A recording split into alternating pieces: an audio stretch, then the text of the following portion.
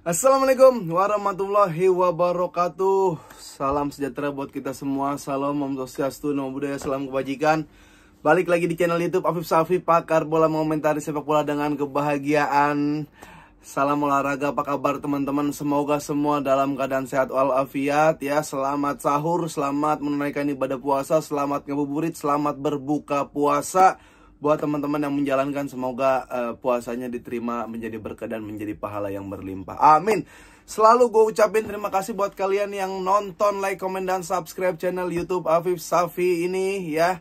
Sehat terus, sukses terus. Dan hari ini karena algoritma YouTube gue udah mulai normal dan mulai membaik ya, gue tidak ada bosan-bosannya untuk mengupload video YouTube, memberikan informasi seputar Barcelona tentunya, dan seputar sepak bola. Lagi ada keseruan apa sih ya, termasuk di Twitter. Buat lu anak Twitter ya, itu words banget. Dan itu lagi rame tentang berantemnya ya desainer logo dari Garuda ya, yang tender bersama Erspo. Itu banyak yang sikat ya, bahwa ada yang bilang jelek, ada yang bilang nggak bagus gitu kan. Dan cara PRingnya dia tuh dengan defense, dengan bahkan dengan offense, ngatain orang yang menilai kayak gitu. Jadi entah itu bentuk blunder atau entah itu bikin membentuk menjadi kambing hitam aja biar dia yang diserang, dan orang-orang lupa bahwa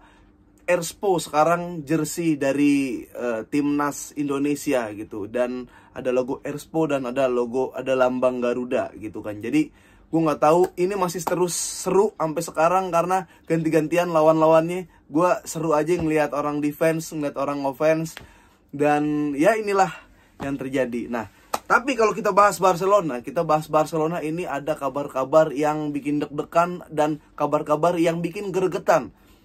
Salah satunya adalah Araujo yang terus-menerus dinegosiasi oleh Bayern Munchen. Nih, Bayern Munchen memang suka banget back tipikal Araujo. Maka dari itu terus mengajukan proposal, terus melakukan perundingan. Dan dari Araujo-nya sendiri tidak ada sinyal-sinyal yang bold statement gitu, kayak enggak, gue nggak mau dan gue harus bertahan di Barcelona kayak gitu. Atau ada statement-statement yang kira-kira teaser bocoran tipis-tipis kayak gue bakal main di Munchen kayak gitu. Jadi belum ada sejauh ini. Araujo cuma menjawab kayak saya senang berada di Barcelona gitu kan. Ya kan itu ditanya gimana perasaan lo di Barcelona, bukan menanggapi tentang atau disuruh menyuarakan lo lagi dirumorin transfer sama Bayern Munchen kayak gimana nih. Laporta juga bilang ya Araujo senang main di sini.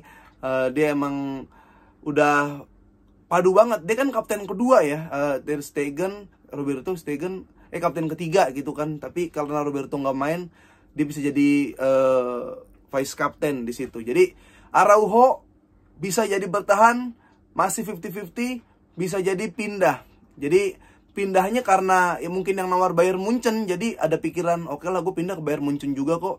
Gelar udah pasti, main di Liga Champions udah pasti. Di Uruguay gue pasti starting line up, nggak ada masalah buat karir gue. Bukan penurunan karir, bukan juga penaikan karir yang jauh. Jadi masih sama, bedanya pace-nya di Liga Jerman aja, yang sejauh ini musuhnya cuma Bayer Leverkusen. Nah, kabar berikutnya ada Rapinya.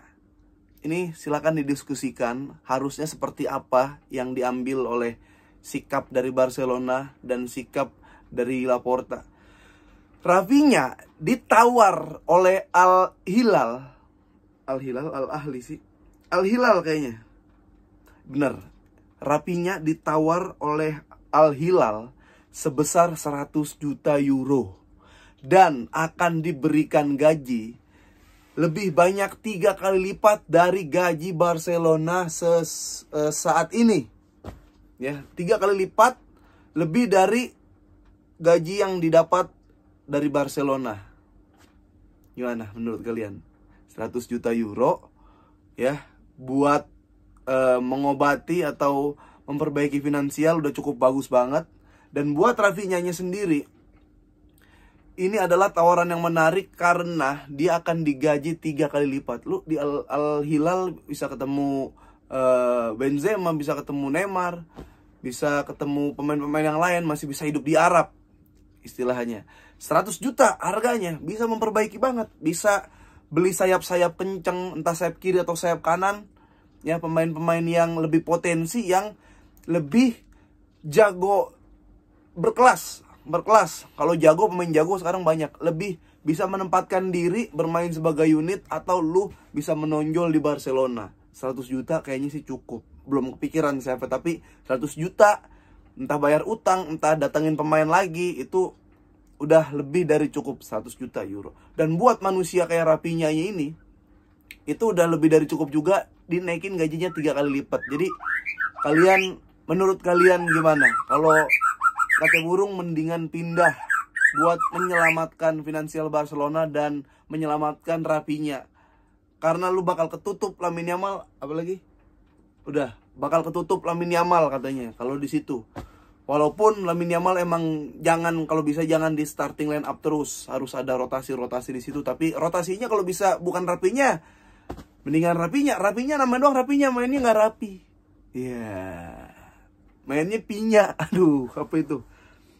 Itu, ya. Jadi, tapi ada tapinya. Namun, klub belum terbuka untuk menjualnya, dan klub belum memberikan alasan untuk menjualnya.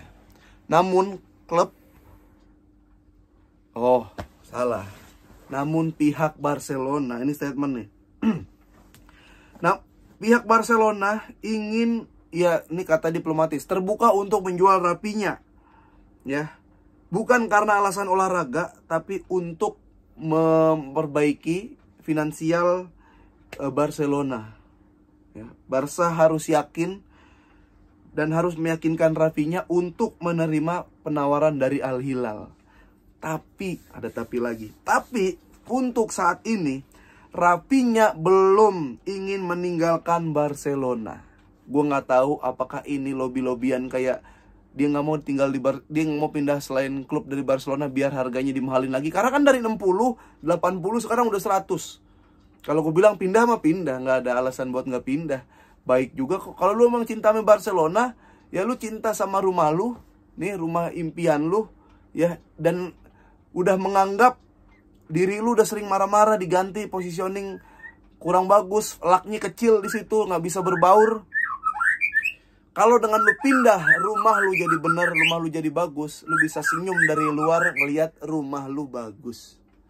Lu bisa senyum, bukan cuman senyum doang lihat rumah lu bagus dari luar, lu juga megang duit di Arab, lu juga bisa megang duit dengan melihat rumah lu seneng. Setidaknya lu udah pernah mencicipi main di Barcelona. Gitu, kayak gue, impian gue Spanyol, negara gue. Ya gue udah pernah ke Spanyol, gue udah rasain gimana Spanyol. Gue pulang, ya udah gue simpen aja di sini. Tuh Rafinha kalau menurut gue. Gimana menurut kalian? Karena ya jangan-jangan nanti akademi pemainnya masih bagus, lebih bagus dari Rafinha. Atau siapa ya, gue belum kepikiran jujur, sayap kanan untuk menggantikan posisi Rafinha. Kayaknya Ferran aja di situ. Kiri biar Felix atau Cancelo naik-naik. Kalau Balde udah sembuh, Cancelo aja dinaikin. Jadi defense-nya bisa compact ke belakang. Kalau menurut gue kayak begitu.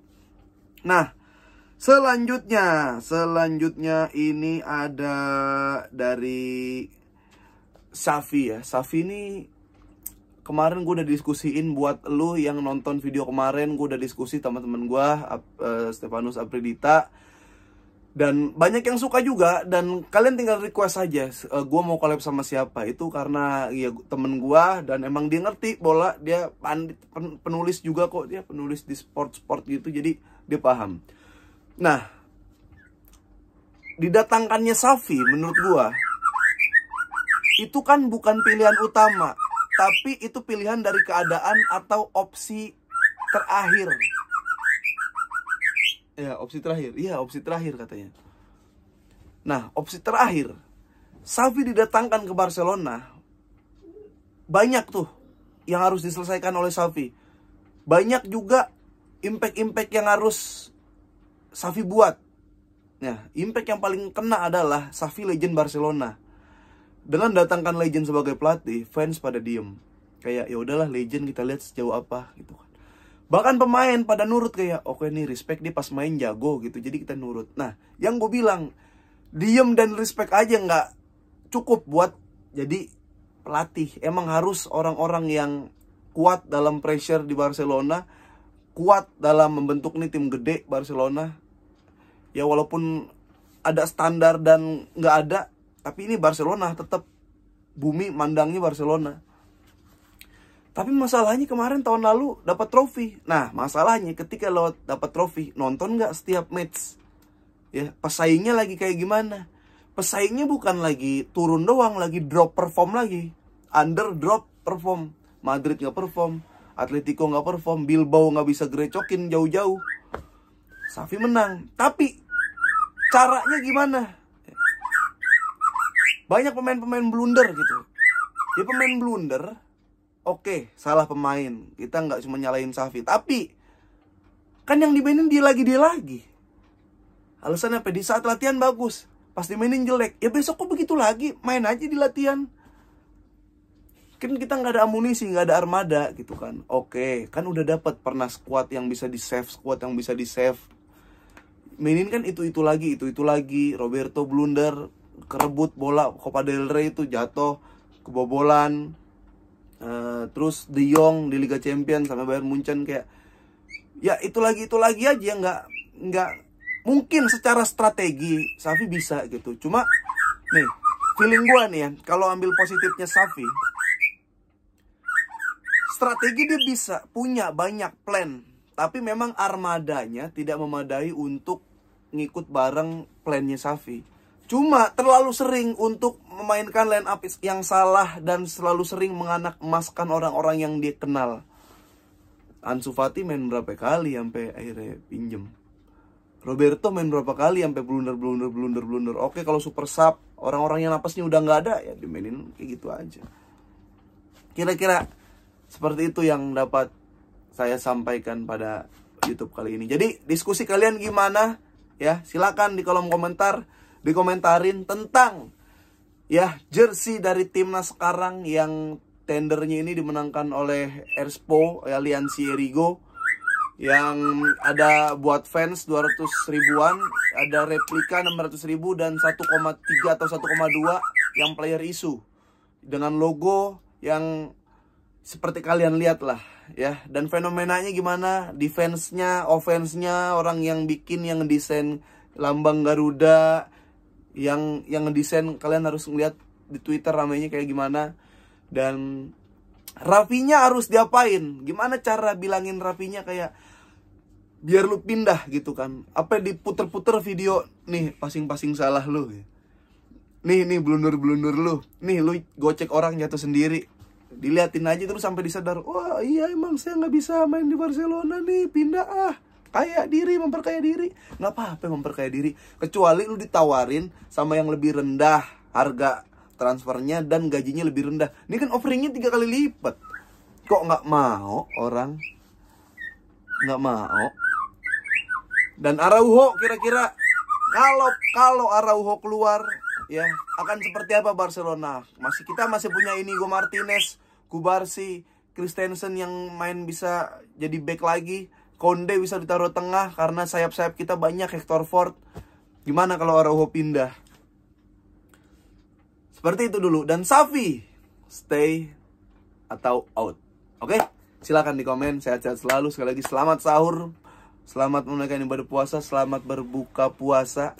Ya, dan sehat-sehat selalu buat kalian semua.